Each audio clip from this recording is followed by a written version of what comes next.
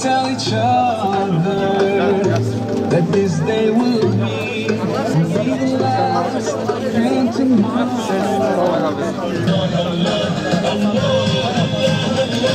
لما الصهيوني ينتصر أبو الشهادة لا إله إلا الله يبعث على محتل بلادي جينا بطوفان الأقصى.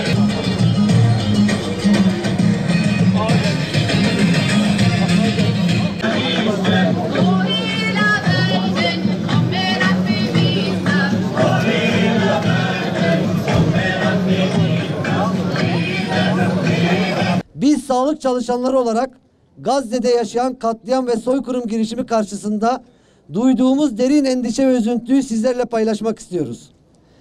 İsrail'in uluslararası hukuk ve savaş normlarına tamamen aykırı bir şekilde masum sivilleri hedef alarak gerçekleştirdiği katliamları şiddetle kınıyor ve bu insanlık dışı saldırıları asla kabul etmiyoruz. Gazze'de yaşayan insanları temel haklarından mahrum bırakma amacıyla uygulanan bu kuşatma ve barbar saldırılar sadece uluslararası hukuku ihlal etmekle kalmayıp aynı zamanda insani değerlere de tamamen aykırıdır. Özellikle çocuklar, kadınlar, yaşlılar ve engelliler dahi savunmasız sivillerin topyekün hedef alınmasını insanlığa karşı işlenmiş bir soykırım olarak görüyoruz.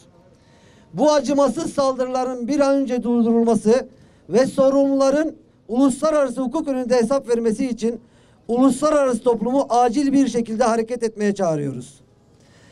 İsrail'in Gazze'de bulunan hastanelere yaptığı saldırılar sadece sağlık hizmetlerini engellemekle kalmayıp aynı zamanda hastaların ve oralara sığınanların güvenliğini de ciddi şekilde tehlikeye atmıştır. Bu bağlamda sağlık çalışanlarının tarafsızlık ilkesi gereği savaş ve çatışma ortamlarında dahi insan hayatını koruma ve tedavi etme görevini yerine getirildiği hatırlatmak istiyoruz.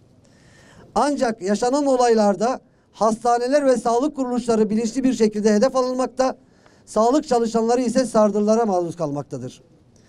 Bu durum sadece sağlık çalışanlarının hayatını riske atmaktan öte, savaşın yıkıcı etkilerini artırarak masum insanların tedavi olma haklarını engellemekte, uluslararası toplum olarak bu tür vahşi saldırıları sert bir şekilde kınamalı ve benzer olayların önlenmesi için etkili adımlar atmalıyız. Bizler vicdan sahibi sağlık çalışanları olarak İsrail'in Gazze şeridinde günlerdir sürdürdüğü katliamlara dur demek için buradayız. Gazze'de 39 gündür devam eden saldırılarda büyük bir katliam uygulanırken hastanelerde de hedef alınıyor ve vuruluyor. En son dün hepinizin şahit olduğu maalesef yakıt, biz bunu hazırlarken de şu anda da halen hastaneler bombalıyor, sağlık çalışanları ve oraya sığınanlar vefat ediyor, şehit oluyor.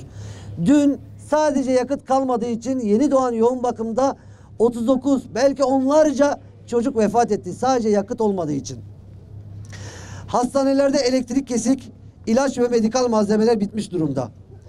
Yaralı sayısı çok fazla, koridorlarda ve yerde anestezi olmadan sağlık hizmeti verilmeye çalışılıyor. İsrail binlerce yaralı sivilin bulunduğu Şifa Hastanesi'nin, Nasır Çocuk Hastanesi'nin, El Ehli Baptist ve Türkiye-Filistin Dostluk Hastanelerinin tahliyeye zorladığı Filistin Kızılay'ına bağlı Kudüs ve Endonezya hastalarının çevresini vurdu.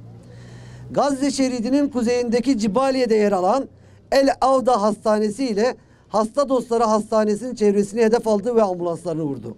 Bombalama sonucu El Rantisi Çocuk Hastanesi'nde çok büyük yangınlar meydana geldi.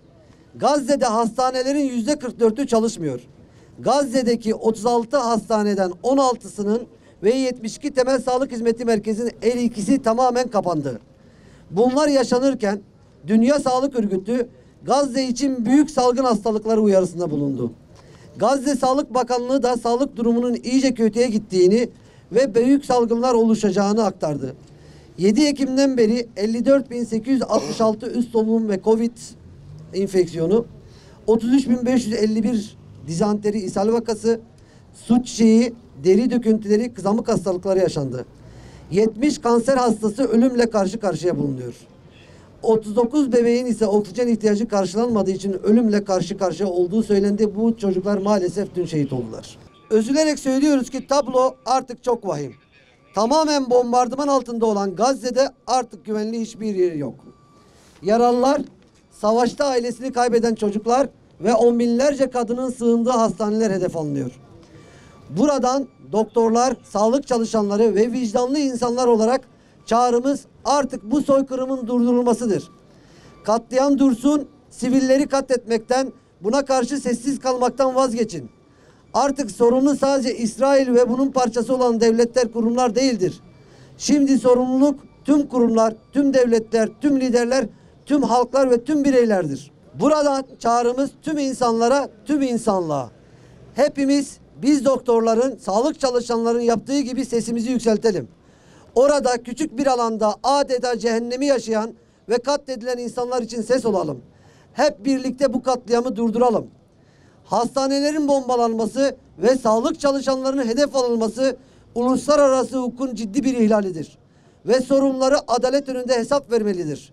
Bu konuda tüm dünya ülkelerinin bir araya gelerek bu tür saldırıları durdurmak ve sağlık çalışanlarının güvenliğini sağlamak için acil ve etkili önlemler alması gerekmektedir. Bu nedenle uluslararası toplumun bu insani krize daha duyarlı ve etkin bir şekilde müdahale etmesini talep ediyoruz. Sağlık çalışanlarının güvenliğinin sağlanması ve hastanelerin korunması sadece bir zorunluluk değil, aynı zamanda insanlık adına bir önceliktir. Bu konuda herkesin sorumluluk alması gerektiğini vurguluyoruz.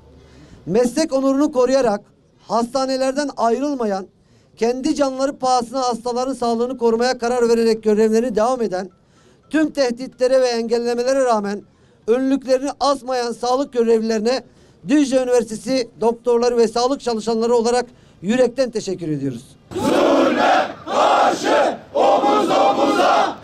Zulme karşı omuz omuza! Kahrolsun İsrail! Kahrolsun İsrail! Kahrolsun İsrail! Kahrolsun İsrail! Kahrolsun İsrail! Kahrolsun İsrail! Kahrolsun İsrail! Kahrolsun